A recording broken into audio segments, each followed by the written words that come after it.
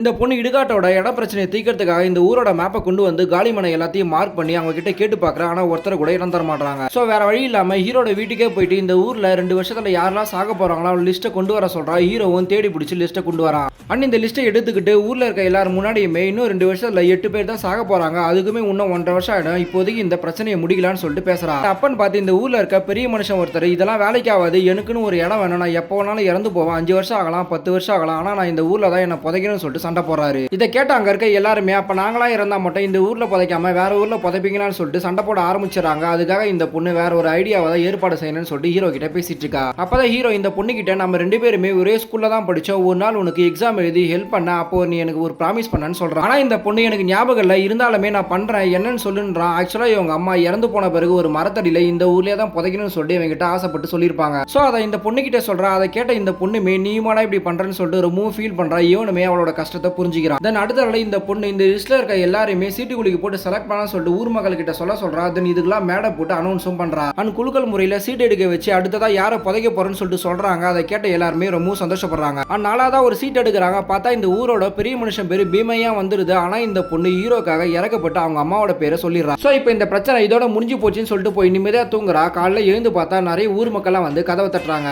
என்னாச்சுன்னு பார்த்தா நேற்று செலக்ட் ஆனவங்கள ஒருத்தனோட அப்பா செலக்ட் ஆகிடுப்பாரு. அதனால அவங்க பையன் ரொம்ப சந்தோஷப்பட்டு ட்ரீட் வைப்பா. நிறைய குளிச்சு போட்டு ஒரே நாளே 4 பேர் இறந்து போயிடுறாங்க. சோ இப்போ இடுகாட்டுல இருக்க 4 இடத்துல இந்த 4 பேரையும் புதைச்சிடுறாங்க. இப்போ இடுகாட்டுக்கு ஹவுஸ்ஃபுல்னு போர்டையும் வச்சிடறாங்க.